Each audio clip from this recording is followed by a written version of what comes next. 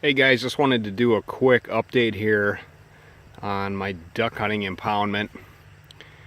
I'm standing in the same place I shot the first video, or roughly, and it's basically unrecognizable.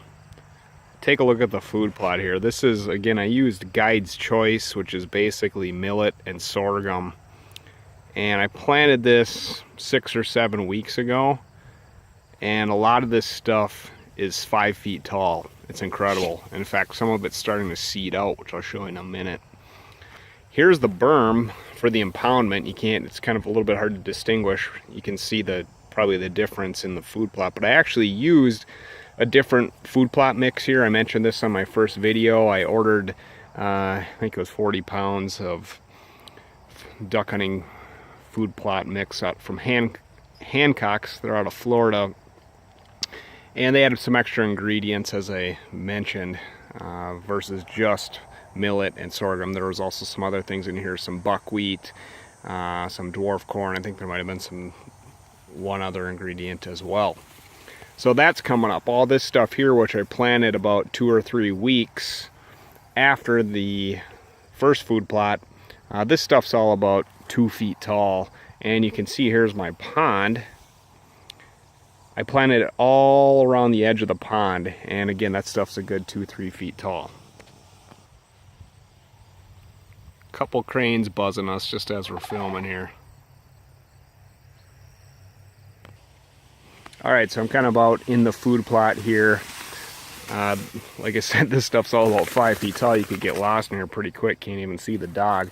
But I just wanted to point out one thing. My millet is starting to actually seed out.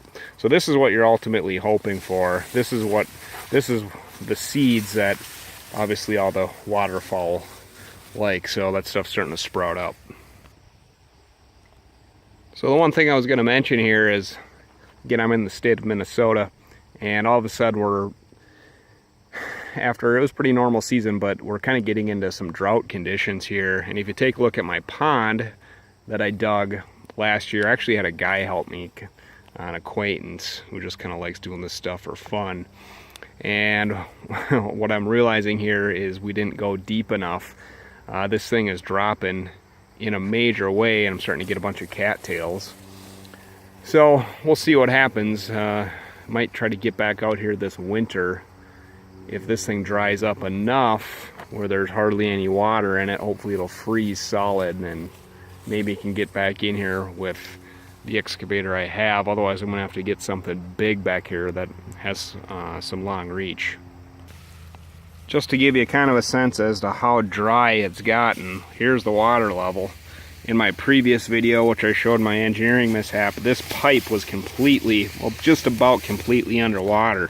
So you can see my pond level has actually dropped by, from the high point, it's dropped a solid foot.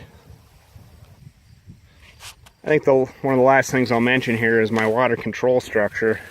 I actually just closed the boards within the last week here because we're already in mid-August, and goose hunting, early goose hunting, is actually only about 3 weeks away.